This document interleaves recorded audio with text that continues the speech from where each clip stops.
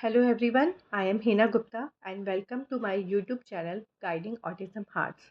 So dear parents, मुझे काफ़ी time हो गया है कोई वीडियो क्रिएट किए हुए, लेकिन आई होप जैसा कि आप समझते होंगे कि मुझे भी अपने बच्चे के साथ में थोड़ा टाइम स्पेंड करना होता है, थेरेपीज़ होती है, तो बहुत सारी चीज़ें वर्कआउट रहती है, तो मैं इतना फ्रीक्वेंटली कोई भी वीडियो क्रिएट नहीं कर सकती। लेकिन हाँ, जब भी मुझे टाइम मिलता है तो मैं ट्राई करती हूँ कि मैं कुछ भी इफ़ेक्टिव वीडियो क्रिएट करूँ, सो दैट कि बाकी पेरेंट्स को उससे हेल्प मिले।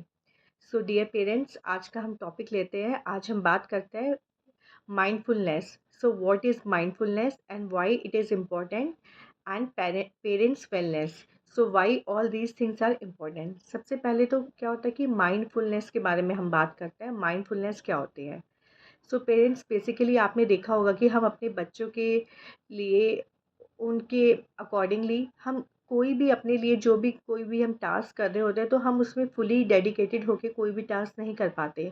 हमारे माइंड में एक बैक साइड में हमेशा थॉट चलते रहते हैं कि अभी बच्चा ये कर रहा है या कुछ एक्टिविटी कर रहा है, कुछ अपने ऊपर गिरा ना ले।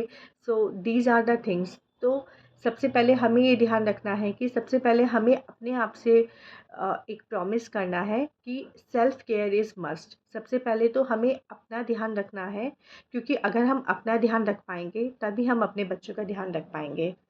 तो ज़्यादातर पेरेंट्स में यही होता है कि वो अपना ध्यान नहीं रख पाते, पूरा टाइम बच्चे के बारे में सोचते रहते हैं और ट्राई करते हैं कि उसको ज़्यादा से ज़्यादा हेल्प करें, लेकिन उतना कर नहीं पाते। सिर्फ हम थिंकिंग में ही आधा टाइम निकाल देते हैं और फ्रस्ट्रेट होते रहते हैं।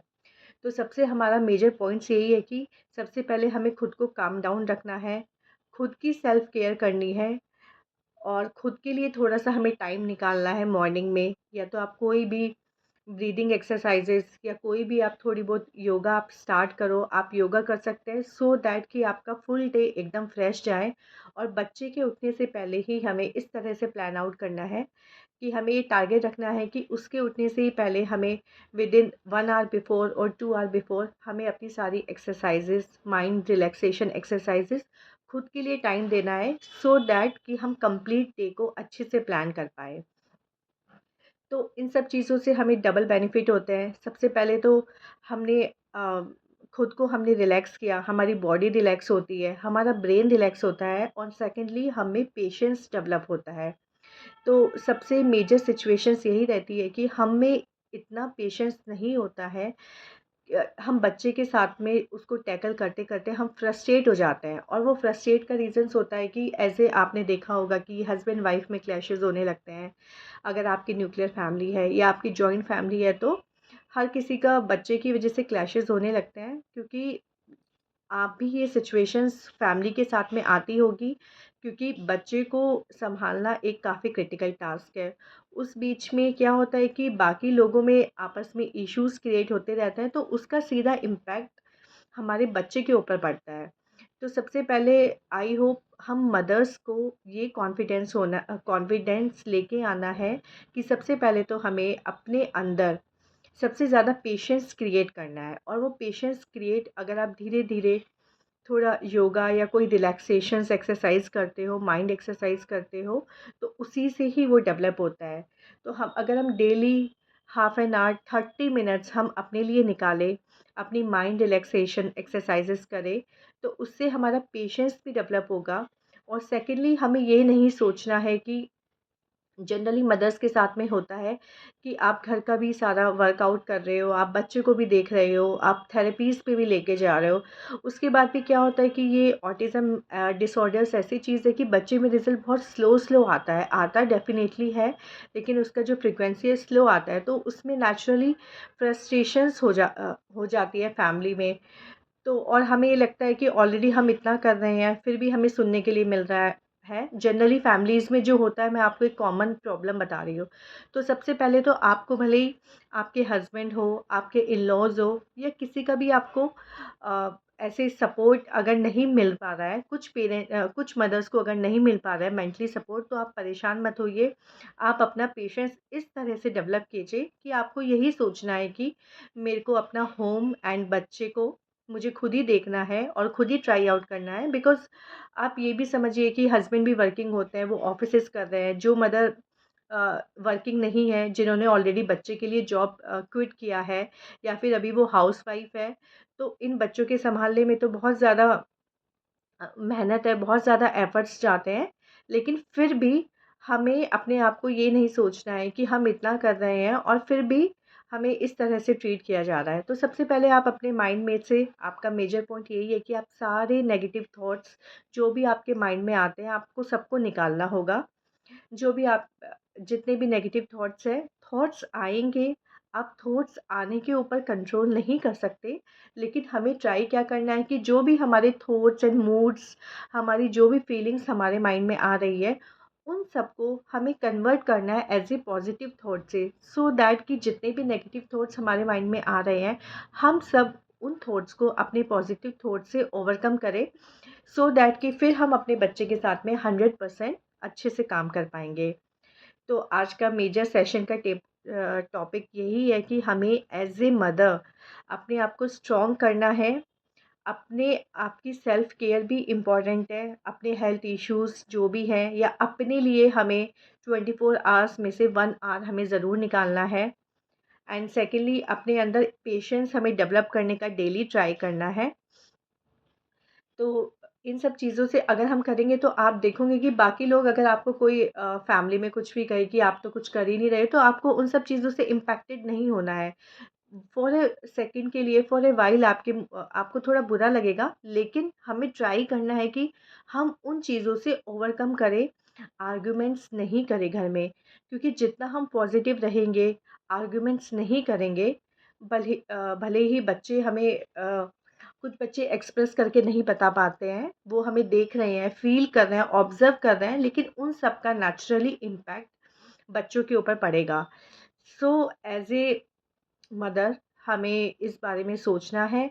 जितना पॉजिटिव एनवायरनमेंट हम अपने घर का क्रिएट कर पाएँगे, उतना ही हमारे बच्चों में इम्प्रूवमेंट्स ज़्यादा आएँगे। ऐसा नहीं है कि मतलब हमारे बच्चों को ऑटिज़्म है, तो इस चीज़ की रिक्वायरमेंट हमें ज़्यादा है। लेकिन अगर आप देखेंगे एक नॉर्मल फैमिली में भी जो बच्चे नॉर्मल हैं, अगर आप डिसिप्लिन और इन सब चीज़ों को अगर आप नहीं लेके आएँगे नॉर्मल फैमिली में भी, तो वहाँ भी इश्यूज़ होते हैं। वो बच्चे इतने ज़्यादा कनेक्टेड पेरेंट्स से नहीं हो पाते हैं। तो आज के इस बारे में तो एज़ ए मदर हमें किसी के बारे में नहीं सोचना है। सबसे पहले हमें खुद से ये चीज़ प्रॉमिस करनी है और आप ट्राई करो, आप पेन पेपर लो, आपके अंदर जो भी नेगेटिव थॉट्स या मूड्स आपके जैसे भी होते हैं, आप उसको नोट डाउन करो सारे पॉइंट्स आउट को, और उसके बाद में आप सोचो। अगर आपको इमीडिएट भी एक्शन नहीं समझ में आ रहा है कि क्या करना है, कैसे ओवरकम करना है, तो थोड़ी देर उनको सोचो, नहीं कोई बात नहीं, जो हो गया है, अब हमें इस पे ओवरकम करना है। जितनी चीज़ें हो गई है उसको आप साइड में रखो, फॉरगेट करो और आगे बढ़ो। तो जितना हम पॉजिटिव रहेंगे, अपने बच्चे के बारे में पॉजिटिव अफ़र्मेशन, हमेशा पॉजिटिव सोचेंगे, तो नेचुरली उनके बिहेवियर्स में और हमारे बिहेवियर्स में भी एक अच्छा एनवायरनमेंट क्रिएट होगा। क्योंकि जैसा कि आपको पता है कि इस फ़ेज़ में हमें बच्चों के साथ जो वर्क करना है, सबसे ज़्यादा वर्क हमें अपने ऊपर करना है। More we work on ourselves, so हमें उतना ही बच्चों के ऊपर कम काम करना पड़ेगा। जितना हम अपने ऊपर काम करेंगे, अपने को कॉन्फिडेंट बनाएँगे, स्टेबल बनाएँगे, अपने को हमें ये देखना है क्रिटिकल सिचुएशंस जब-जब आ रही है, हमें कैसे भी उन्हें कैसे चैलेंज करना है। तो सबसे पहला यही पॉइंट है कि हमें अपने अंदर पेशेंस आएगा, और जितना हम अपने को स्ट्रॉन्ग बनाएँगे, उतना ही बच्चों पे भी हमें कम काम करना पड़ेगा। तो आज की वीडियो में सबसे ये हमारे लिए बहुत एक इम्पोर्टेंट है, क्योंकि हम एज़ ए मदर मैं अपने लिए भी जो बता रही हूँ कि इनिशियल फ़ेज़ में जब मेरा बच्चा छोटा था, इनिशियल लेवल में मैंने भी यही मिस्टेक किया है कि मैंने अपनी हेल्थ पर, अपने ऊपर कम ध्यान दिया है। सो दैट क्या होता था कि मैं थोड़ा-सा बच्चे के साथ में 1 और 2 आवर मैंने एक्टिविटी किया, एंड देन आई फ्रस्ट्रेटेड कि लर्निंग नहीं हो पा रही है, सीख नहीं हो पा रहा है। तो धीरे-धीरे इस चीज़ को मुझे समझ में आया कि पहले खुद को पेशेंट रखना है, खुद को काम डाउन रखना है और खुद के लिए टाइम निकालना है। बिकॉज़ सबसे ज़्यादा इम्पोर्टेंट है हमारी हेल्थ। अगर एज ए मदर्स हम खुद हेल्दी रहें, हमने चीज़ें मैनेज करी हैं, खुद को हमने रिलैक्स किया, और नेचुरली फिर हमारी फ्रस्ट्रेशन भी नहीं आएगी और बच्चों के ऊपर भी नहीं जाएगी। अब आपको अपना इन सब चीज़ों को आप इस तरह से प्लान कर सकते हैं कि मॉर्निंग में, जैसे कि मैंने आपको बताया, थोड़ा आप बच्चों से पहले उठिए, अपनी एक्सरसाइज पार्ट कंप्लीट कीजिए। उसके बाद में अगर आपके बच्चे स्कूल जाते हैं, तो आप अपना सारा जो भी वर्क है आप उनके स्कूल टाइम पे कंप्लीट करके रखिए, सो दैट कि जब बच्चा स्कूल से आए, आप उसके साथ में ज़्यादा से ज़्यादा टाइम आप स्पेंड कर सकें। जितना हम उनके साथ में स्पेंड करेंगे टाइम, जितना खेलेंगे, और एक हमें डिसिप्लिन रूटीन रखने की बहुत ज़्यादा रिक्वायरमेंट है बच्चे के साथ में।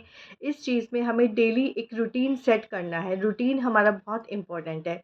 तो इनिशियली आप देखोगे 10-15 डेज़ में आपको बार बार बोलना पड़ रहा है, जो आपने रूटीन बच्चे के साथ में बना रहे हो वो आपका वर्कआउट नहीं कर रहा है, लेकिन आफ्टर 15 और 16 डे आप देखो कि वो उनकी मेमोरी में फीड हो जाता है वो रूटीन। तो आज की इस वीडियो में इतना ही है कि सबसे पहले हमें खुद को खुश रखना है, किसी की बातों से हमें इम्पैक्टेड नहीं होना है, कोई हमें क्या बोल रहा है या नहीं बोल रहा है। हमें पता है कि एज़ ए मदर हम अपने बच्चे के साथ में मेहनत कर रहे हैं, तो ये खुद के लिए एक पॉजिटिव थिंग है। आप इस चीज़ को 20 डेज़ 25 डेज़ आप ट्राई करो, तो आप नेचुरली आपको रिजल्ट्स खुद दिखाई देंगे। सो थैंक यू पेरेंट्स, मिलते हैं फॉर नेक्स्ट वीडियो में।